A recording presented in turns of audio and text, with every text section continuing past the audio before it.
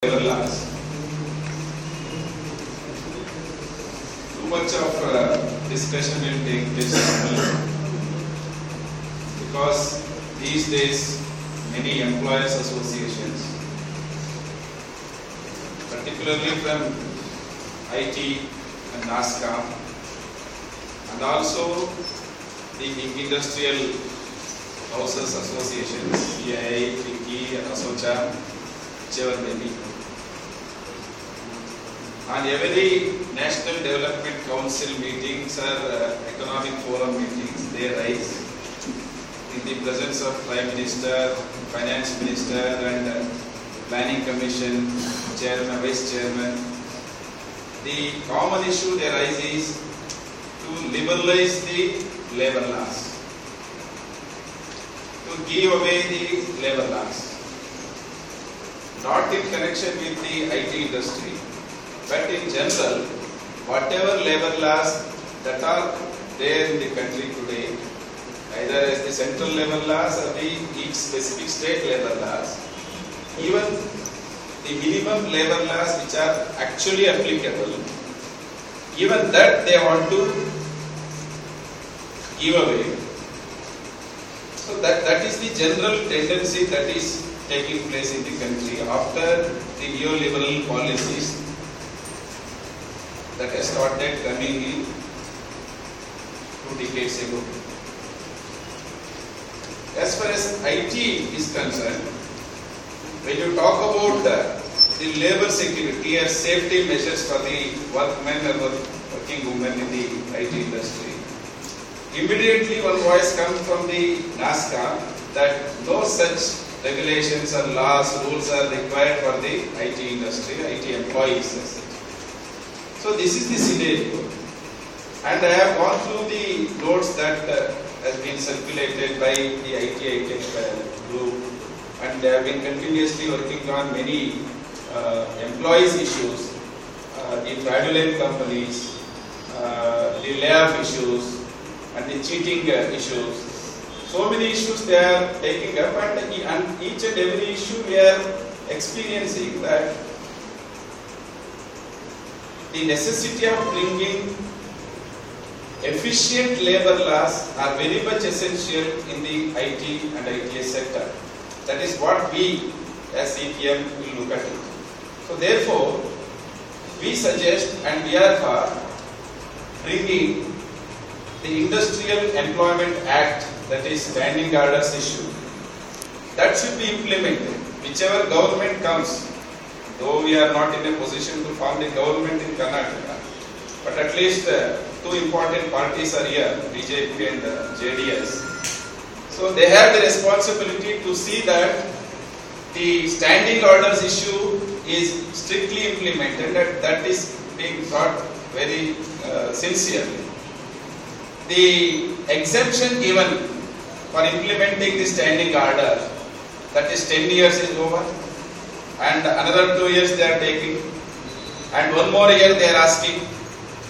This is the issue, and I think they need to address this issue very specifically, and we are for demanding to implement the standing orders issue in the IT sector also, so that the many issues that is confronting increasingly these days because of the methods that are being practiced by the IT employers in a newer way. So the new methods of employment and the problems of new employment, this thing. So you are very much aware of it. So in such situation, the necessity of implementing the IT, this standing order issue is very, very essential. So yes, NASCOM is representing the employers aspects, employers issues. Every time before the budget, NASCOM goes to the government and says, this rule should be amended, this concession should be given. So many issues, concession issues, they raise with the government. And they represent the interest of the employers.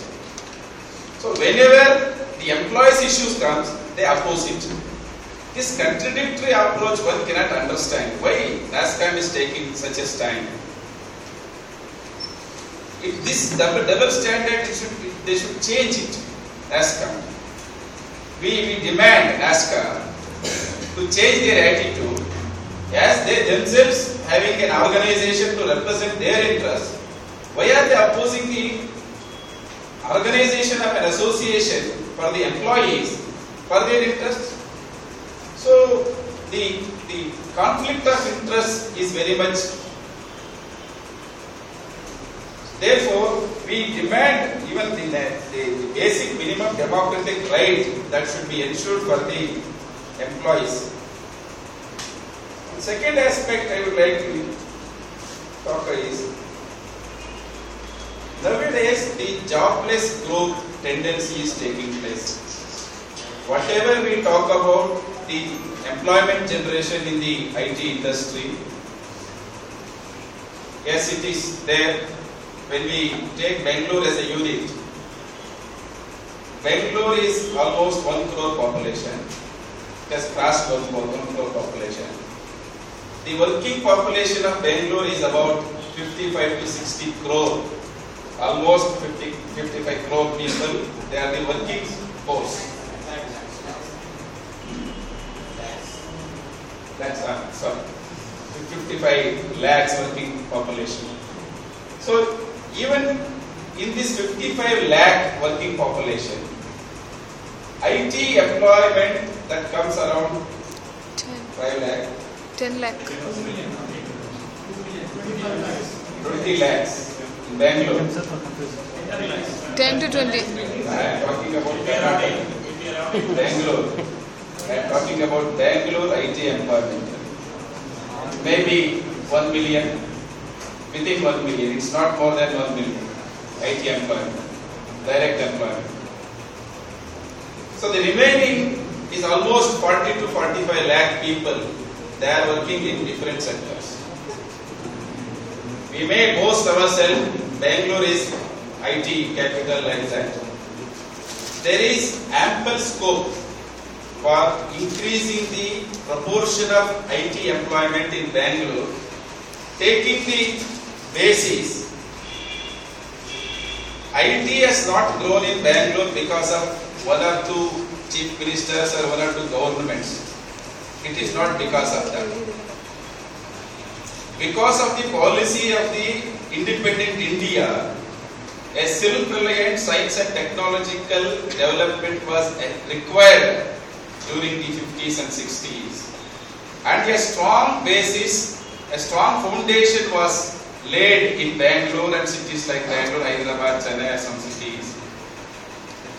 Many number of public sector industries, industrial centers, research and science establishments, huge number of such centers, establishments were started in Bangalore. Actually, that is the basis for the development of IT industry in a big way in Bangalore.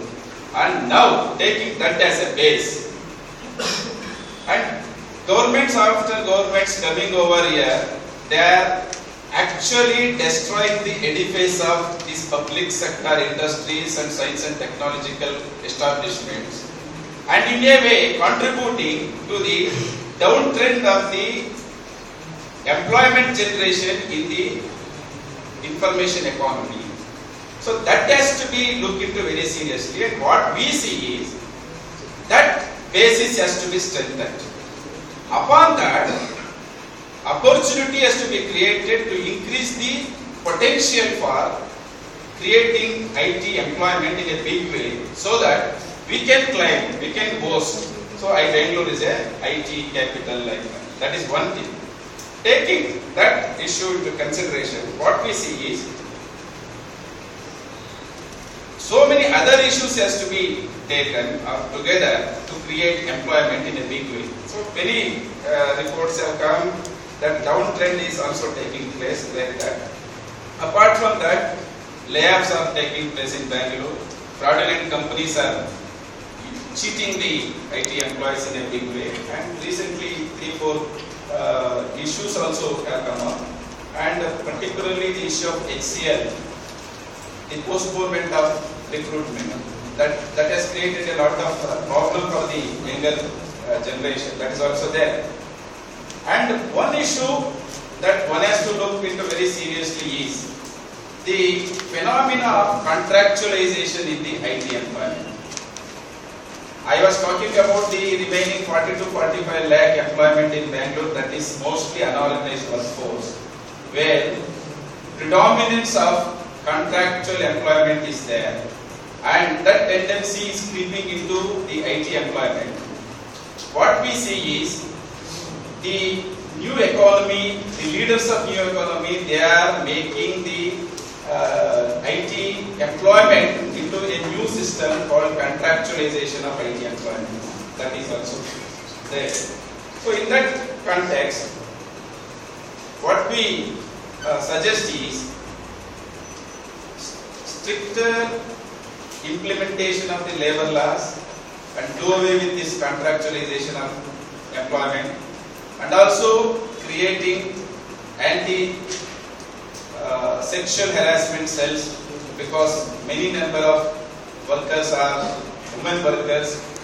So therefore it is very essential to have a democratic anti-sexual harassment cells, because normally what happens, wherever they create cells, they nominate one or two people whoever they believe that they can serve better purpose. So that will not serve normally, but they will not serve better. So therefore, a proper selection method, who should be there in that anti-sexual harassment cells, that should be framed, rules should be framed for that. Right. Finally, we as CPM, since the domestic component of the IT industry is very weak, we suggest to improve the domestic component of the IT economy itself. So look at Indian market. As somebody said, the India is 50% of population is below 30, like that. So targeting that, we have the opportunity to create a domestic market for IT and IT services, so that whenever something happens because of the global crisis and volatility in the international finance capital and other things, we can save ourselves from that volatility. So for that we need a domestic strong component, that is very, very essential. So for that we have so many other fields. Power sector is there, oil sector is there, chemical industry is there, and e-governance issues there, and so many other issues are there where actually the IT is not properly looking at it, and we need a proper understanding towards that, that we can have a domestic basis on these lines.